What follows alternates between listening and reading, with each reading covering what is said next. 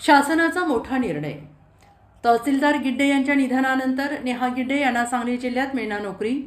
केज येथील तहसीलदार राकेश गिड्डे यांच्या अपघाती निधनानंतर अवघ्या 1.5 महिन्याच्या आत त्यांच्या पत्नी नेहा राकेश गिड्डे यांना गट क मधील नोकरीची अनुकंपा धर्तीवर संधी दिली जात असून महसूल मंत्री चंद्रशेखर बावनकुळे यांनी गिड्डे कुटुंबाची भेट घेऊन त्यांचे सांत्वन करताना विशेष बाब म्हणून अनुकंपा धर्तीवर तात्काळ नोकरी देण्याचे दिलेले आश्वासन त्यांनी पाळल्याबद्दल गिड्डे परिवाराच्या वतीने त्यांचे आभार मानून त्यांना धन्यवाद देण्यात आले।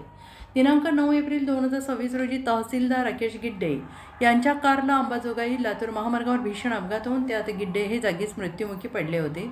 दरम्यान महसूल मंत्री चंद्रशेखर बावनकुळे यांनी गिड्डे कुटुंबियांची भेट घेऊन त्यांचे सांत्वन करून तहसीलदार राकेश गिड्डे यांच्या पत्नी नेहा गिड्डे यांना क गटातील नोकरी अनुकंपा धर्तीवर देण्याचे आश्वासन दिले आणि त्यानंतर नेहा गिड्डे यांनी 26 एप्रिल रोजी शासनाकडे अनुकंपाखाली नोकरीची मागणी केली होती। त्यासाठी बीडचे जिल्हाधिकारी छत्रपती संभाजीनगरचे विभागीय आयुक्त यांच्याकडून अहवाल महसूल विभागाला गेल्यानंतर महसूल आणि वन विभागाचे उपसचिव महेश वरुडकर यांनी पुण्याचे विभागीय आयुक्त यांना पत्र पाठवून विशेष बाब म्हणून नेहा गिड्डे यांना सांगली जिल्ह्यात गट क संवर्गातील पदावर अनुकंपा योजनेखाली नोकरी देण्याचं सूचित केलंय।